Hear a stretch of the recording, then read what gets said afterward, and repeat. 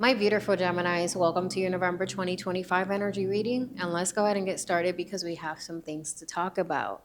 So, Gemini, the main energy that showed up for you here is this Wheel of Fortune. So, this indicates a big shift, right? But what we're struggling with is how to move forward with this Two of Swords.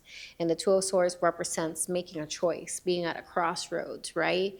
And one thing I really like about the Two of Swords that I see as a compliment in your reading is that you're really focusing on figuring it out on your own, right? The reading shows that your approach here is the High Priestess, and this shows me being in stillness to receive the higher wisdom from your higher self, right? The High Priestess also shows that you are being in privacy. You know what I mean? You are, again, trying to figure it out on your own.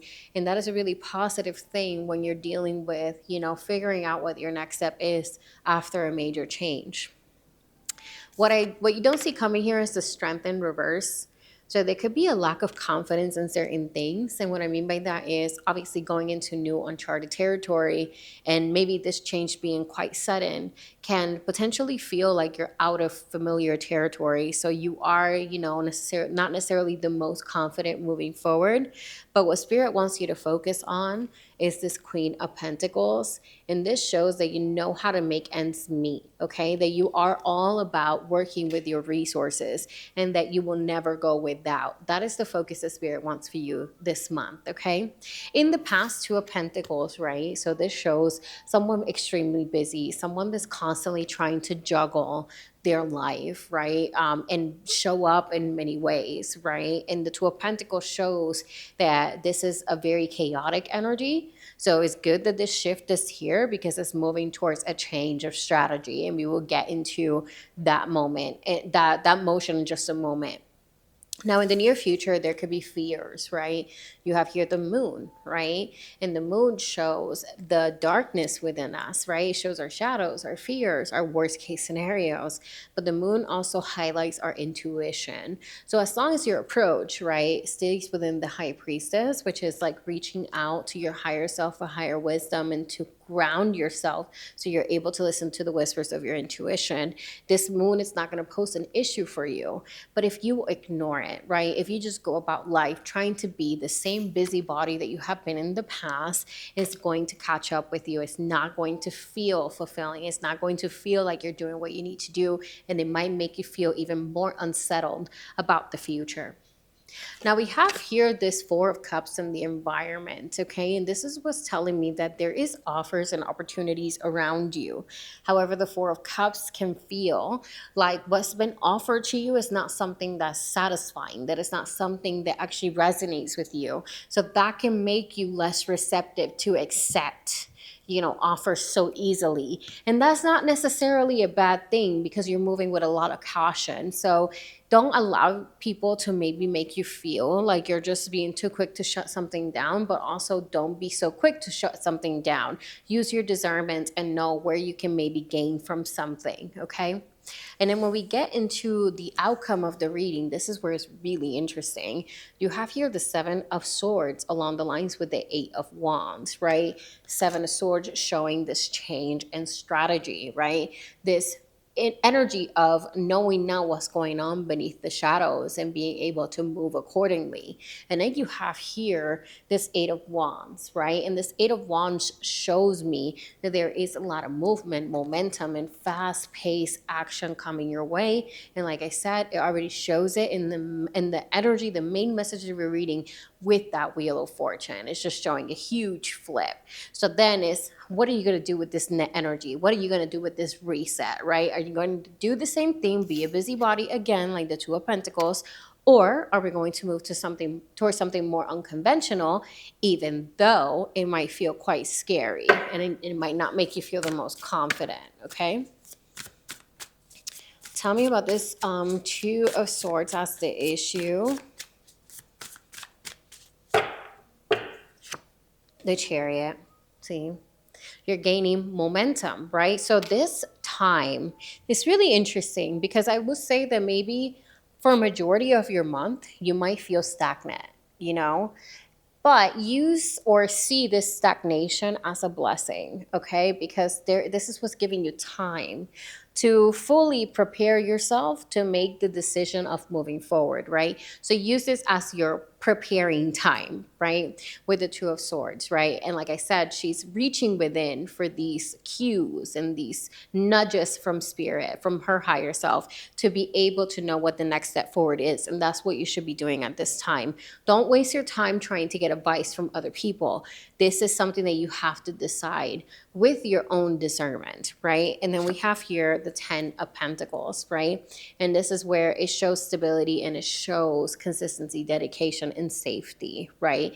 And like I said, yes, for some, you shouldn't be speaking to other people for opinions, right? I would say for most. However, if you have a very trusted individual that you know this person is not going to impose their opinions on you and you feel like you need to share yourself, then do so, right? But use this with a lot of discernment, right? Because unfortunately, sometimes there's people that want to impose their opinions on you. So when you're trying to figure out something so important, right, after a major shift in your life, it's better to sit with yourself, right? At least first, before you start to get the input of others, right? So, Two of Swords, what else can you give me with that one? The Hierophant. I love this because the Hierophant is also this energy of receiving the higher wisdom, right? The Hierophant is all about trusting your moral compass. So you can't really trust your moral compass if you don't know how to listen to yourself. And that's what Spirit really wants you to focus on during this time. Give me one for this moon that's here posing as the near future. The moon. The moon, you have here the Five of Swords. Interesting. So the moon, right? So I feel like what this is saying is that in every victory, in everything in life, there's this concept of duality. So with the Five of Swords, right, there's someone that defeats the other two, but he does it at all costs. And at times, the victory is not so sweet, right? So what Spirit is trying to say is that you have to, again, move from the moral compass. So if you're afraid of certain things becoming toxic in your life, then you know when do you have to draw those limits and those boundaries, right? With the moon, what else can you give me, Spirit? You have here the Six of Wands, right? And I heard the word reputation, okay? So I feel like what this is saying is in the near future with the moon, right? When you're maybe navigating these tumultuous waters in your mind, what Spirit is saying is reputation. Move out of integrity. Just because people might not be looking doesn't mean that you shouldn't operate from integrity, right? So that's how you should view this, especially if you kind of have that tug and pull with, being afraid of potentially things becoming toxic with that Five of Wands. I mean, sorry, Five of Swords.